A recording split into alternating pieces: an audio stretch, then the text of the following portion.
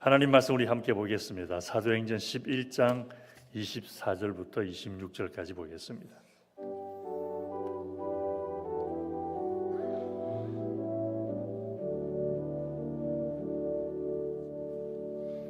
합독해서 우리 같이 큰 목소리로 읽어보도록 합니다. 시작. 바나바는 착한 사람이요 성령과 믿음이 충만한 사람이라. 이에 큰 무리가 주께 더하여지더라. 바나바가 사울을 찾으러 다소에 가서 만남에 안디옥에 데리고 와서 둘이 교회에 1년간 모여 있어 큰 무리를 가르쳤고, 제자들이 안디옥에서 비로소 그리스도인이라 일컬음을 받게 되었더라. 아멘. 기도하겠습니다. 고마우신 아버지 하나님, 오늘도 주의 말씀으로 저희들을 교훈하시니 감사를 드립니다. 어지럽고 혼탁한 세상에서 주님의 진리의 말씀을 빛삼아 하루하루 살아가도록 저희들을 인도하시는 주님을 찬양하며 오늘도 주시는 말씀을 받습니다. 믿음으로 받아들일 수 있도록 도와주옵시고, 이 말씀으로 인한 하나님의 놀라운 영광의 능력이 우리의 삶을 지배하는, 다스리는, 통치하시고 주관하는 복된 삶이 되게 하여 주시옵소서. 말씀을 듣는 동안 주님의 능력이 임하기를 원합니다. 육신의 질병이 모두 고침받게 하여 주옵시고, 삶의 모든 어려움을 이길 수 있는 힘을 얻게 하여 주옵시며, 어렵고 힘든 고단한 속에서도 하나님의 평강을 누리는 복된 삶이 되게 하여 주시옵소서. 간절히 바라오며 예수님 이름으로 기도하옵나이다. 아멘.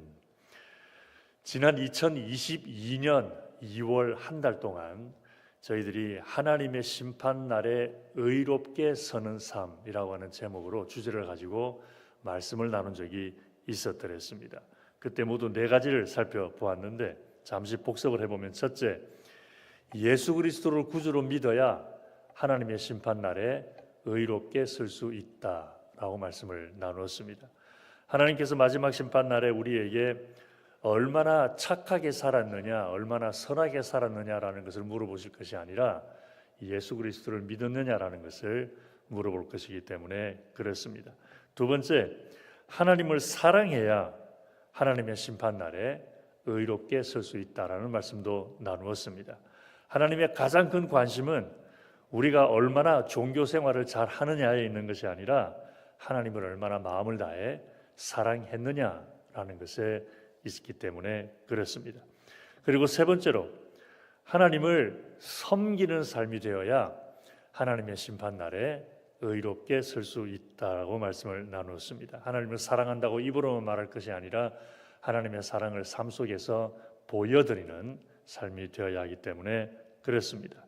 그리고 마지막 4번째로, 이웃에게 영적인 거룩한 영향력을 끼쳐야 하나님의 심판날에 의롭게 설 수 있다는 말씀을 나눴는데, 제자들을 향한 예수님의 마지막 명령이 그것이었죠.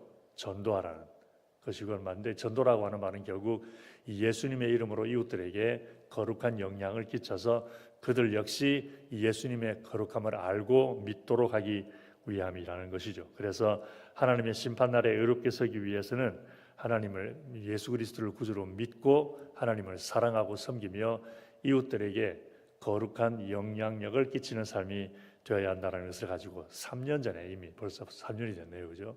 말씀을 나눴습니다. 우리 사랑하는 성수교회 성도님들, 하나님 앞에 아름답게 거룩하게 의롭게 서기 위해서 이런 일에 더욱더 노력하게 되기를 주의 이름으로 축원합니다. 그래서 오늘은 그 연장선에서, 이미 3년이 지났으니까 이제 좀 기억에서 가물가물하기도 하고, 또 다시 한번 마음을 다지는 의미에서 다시 한번 오늘 예수 믿는 자가 되라라는 제목으로 은혜를 나누게 되었습니다.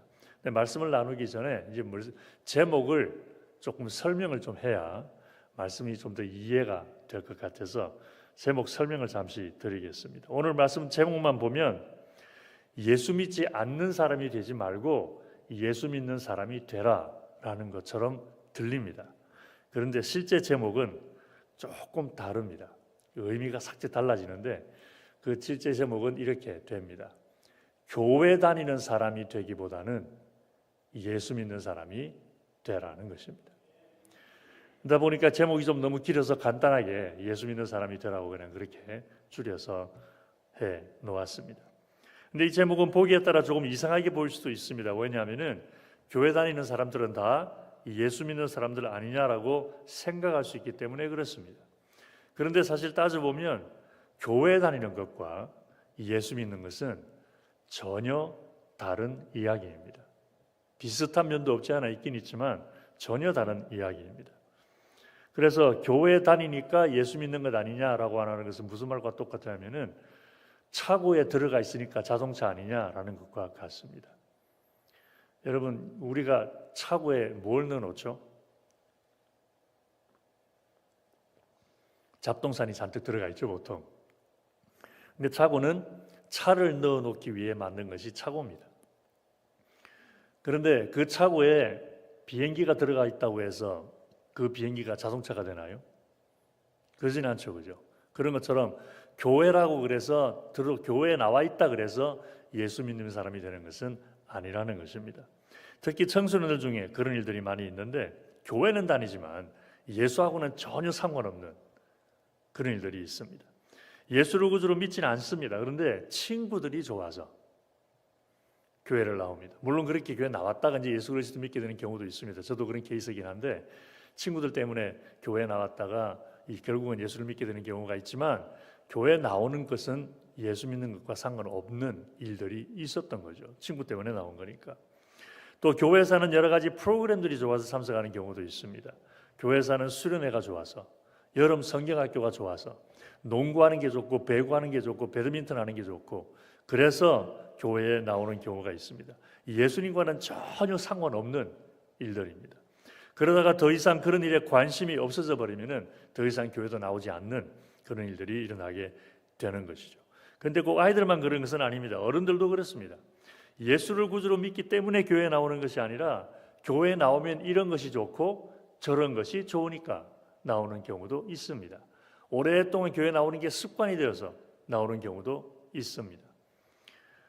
특별히 유럽이나 미국 같은 나라에서는 이미 오래전부터 기독교가 문화가 되어버렸죠. 그렇게 하는 거야. 왜 그렇게 해야 되는데? I don't know. 옛날부터 그렇게 해왔어. 이렇게 문화가 되어버려가지고 그렇게 하지 않으면은 뒤처지는 듯한 느낌을 받는 경우도 있고 그렇게 하지 않으면은 정상적인 삶이 아닌 것 같은 뭔가가 흙 빠진 것 같은 허전한 느낌이 들어서 문화적으로 교회 나오는 경우도 있습니다. 2주 전 화요일 새벽 예배 때 나눈 말씀입니다. 미국 목사님들 모임에 갔었는데 그곳에 이번에 새로 감리사님이 되신 리처드 한스 목사님도 오셨어요. 그래서 본인이 목회를 하던 그 경험들을 이런저런 이야기를 하시던 중에 한 재미있는 이야기를 들려주셨습니다. 감리사님이 어느 교회에 처음으로 부임을 하셔서 몇 달 되지 않았을 때에 어떤 교인이 상담을 요청했다라는 것입니다. 그러면서 예수 그리스도에 대한 질문을 하는데 그 질문이 좀 뜻밖이었다라는 것이죠. 그 성도는 이렇게 목사님께 물었다라고 합니다. 목사님을 설교할 때에 왜 그렇게 예수님에 대한 얘기를 많이 하냐고. 그 말을 듣고 보니까 목사님이 설교하면서 예수님과 인격적인 관계가 있어야 됩니다라는 말을 많이 한 것을 기억을 합니다. We have to have a personal relationship with Jesus Christ. 그 예수님에 대해서 알고만 있을 것이 아니라 예수님을 인격적으로 만나고 인격적으로 교제하고 인격적인 관계 속에서 주님을 섬겨야 한다는 말을 자주 한 것을 보고 이 성도님이 왜 예수님에 대해서 그런 얘기를 많이 하냐라는 질문을 했던 것이죠. 그렇지만 그 사람의 질문에 뭐라고 대답을 해야 할지 판단이 서지 않아서 그 사람에게 되물었답니다. 왜 내가 예수님에 대해서 말을 많이 한다고 생각을 하느냐라고 질문을 되물었더니 그 사람이 하는 말이 그냥 열심히 예배에 출석하고 교회 열심히 봉사하면 되는 것 아니냐. 꼭 왜 예수 그리스도를 그렇게 개인적인 퍼스널 릴레이션십으로 만나야 되는 것이냐라는 질문을 했다라는 것입니다. 그 말을 들은 감리사님은 기독교가 문화가 됐다라는 것을 실감할 수 있었다라는 말씀을 해 주셨습니다. 교회 다니는 사람들이 모두 그런 것은 아니지만 그 중에 예수를 구주로 믿기 때문에 교회에 나오기보다는 교회에 나오는 것이 이미 습관이 되어버렸고 전통이 되어버렸고 관습이 되어버렸기 때문에 교회에 나오는 일들이 무척 많다라는 것입니다. 근데 처음에는 그렇지 않았던 거죠. 그래서 오늘 본문에 보면 예수 믿는 사람들이 안디옥이라고 하는 곳에서 처음으로 그리스도인이라 불리우게 되었다는 것을 읽어보았습니다. 이해를 돕기 위해 상황 설명이 좀 필요합니다. 2주 전에 예수 믿는 사람들을 핍박하던 바울이 변화된 얘기 살펴보았죠. 제가 일부러 그렇게 계획을 세우고 이렇게 해서 한 건 아닌데, 공교롭게도 지금 2주 전에 사도행전 9장에 대해 말씀 가지고 설교를 했고, 지난주에는 사도행전 10장 말씀을 가지고 설교를 했는데, 오늘은 또 사도행전 11장 가지고 지금 말씀을 설교하게 되었습니다. 일부러 그렇게 한 건 절대 아닙니다. 기도하면서 이렇게 생각하다 보니까 그냥 그렇게 된 건데, 그때 바울이 다메섹이라고 하는 도시에 있던 예수 믿는 사람들을 잡아오려고 가던 길에 예수님께서 만나 주신 것을 살펴보았습니다. 그리고 변화를 받게 되었는데, 그렇게 변화된 바울은 바로 그날부터 예수님이 구주라는 것을 외치기 시작을 합니다. 다메섹에 예수 믿는 사람들 잡으러 갔던 그 다메섹에서 예수님이 구주라는 것을 외치기를 시작을 하는데, 그 소문이 금방 온 이스라엘에 퍼져버립니다. 그리고 당연히 예수님의 제자들도 그 소문을 듣습니다.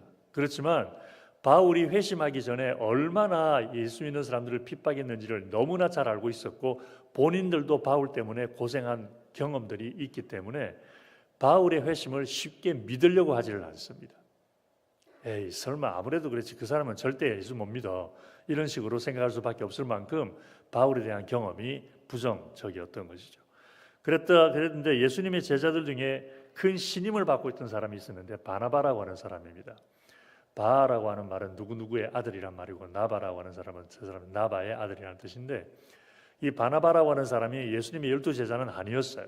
그렇지만 예수님 12제자들에게 깊은 신임을 받고 있을 만큼 믿음이 좋은 사람이었습니다. 또 가르치는 은사가 있고 복음을 전하는 일에 특출한 사람이었더랬습니다. 그래서 이 바나바가 바울을 데리고 예루살렘으로 올라가서 예수님의 12제자들을 직접 만나가지고 바울이 어떻게 예수님을 만났는지, 예수님에게 무슨 말을 들었는지, 어떤 사명을 받았는지, 그리고 어떻게 다메섹에서 복음을 전했는지를 설명을 해 줍니다.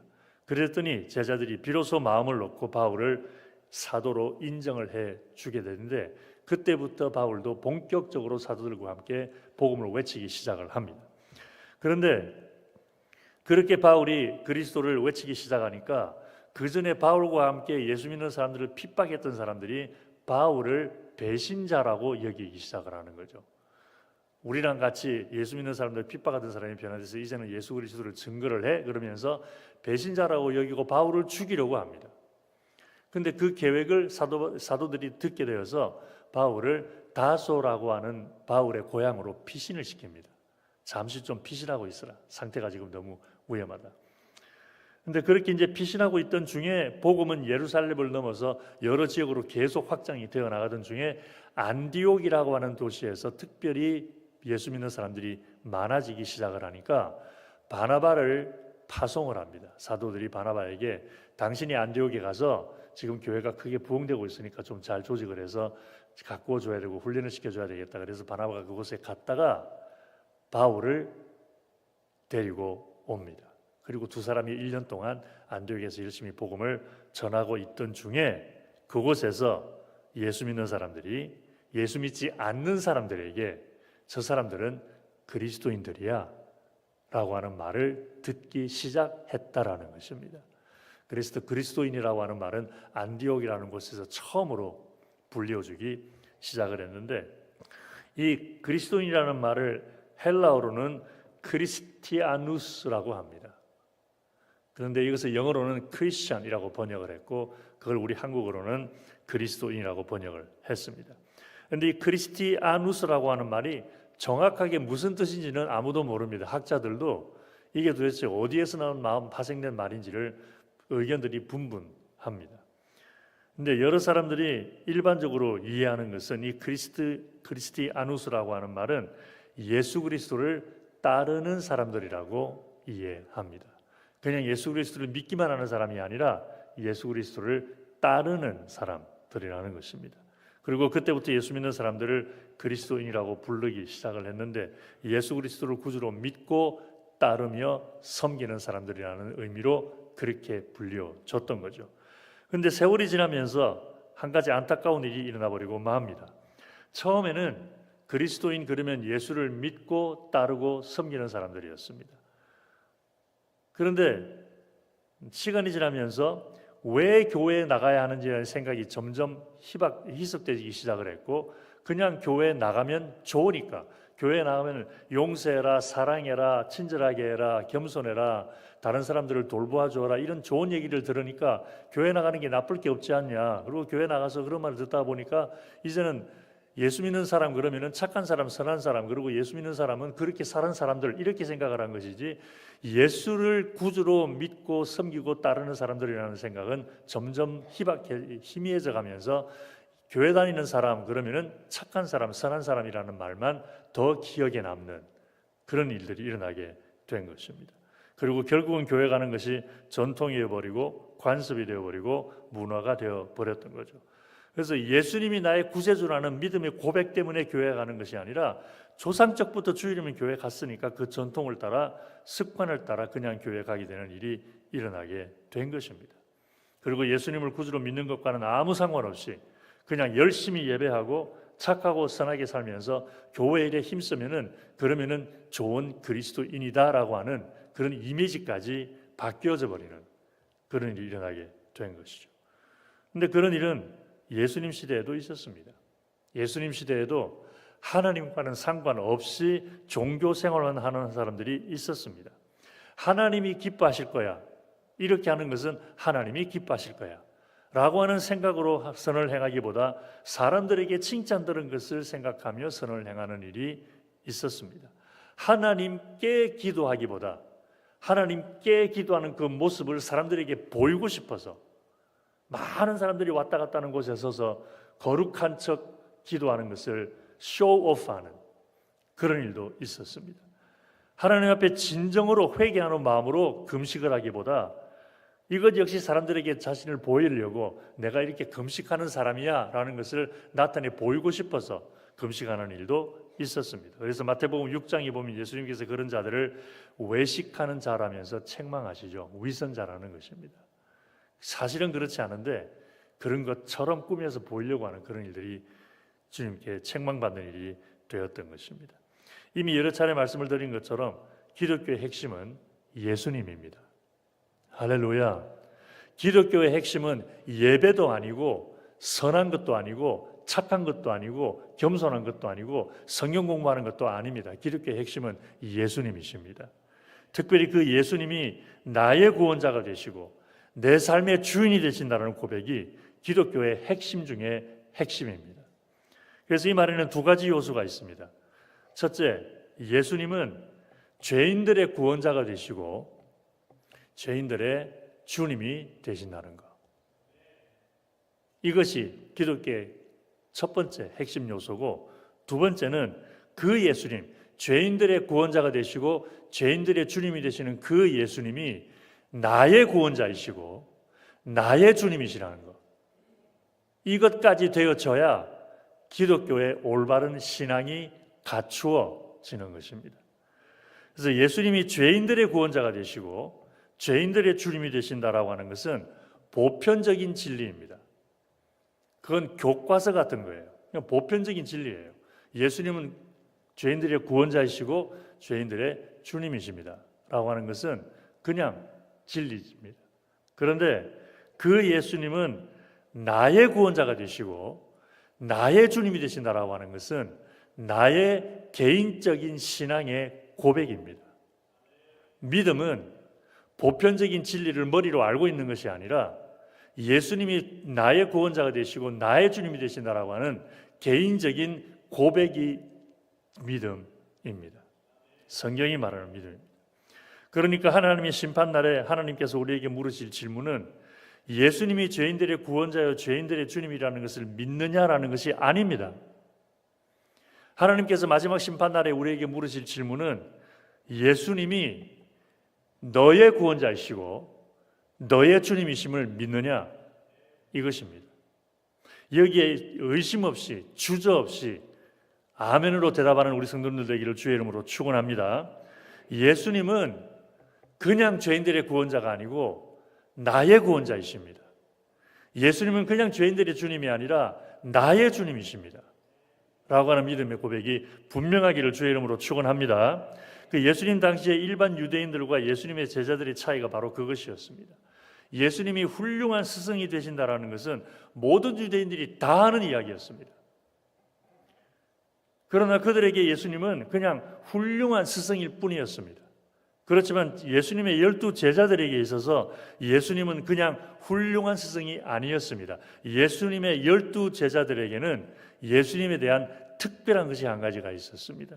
그게 뭐냐면 예수님의 12 제자들에게 있어서 예수님은 그냥 훌륭한 스승이 아니라 나의 스승이었다라는 것이죠.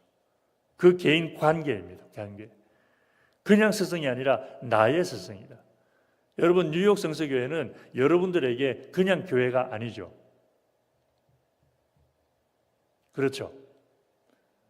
만약에 이 교회가 뭐 아름다운 교회나 예일교회나 옆에 있는 다른 교회나 별반 없는 그 교회가 그 교회야, 그런 것 같으면은 여러분들은 성서교회 교인 아니세요.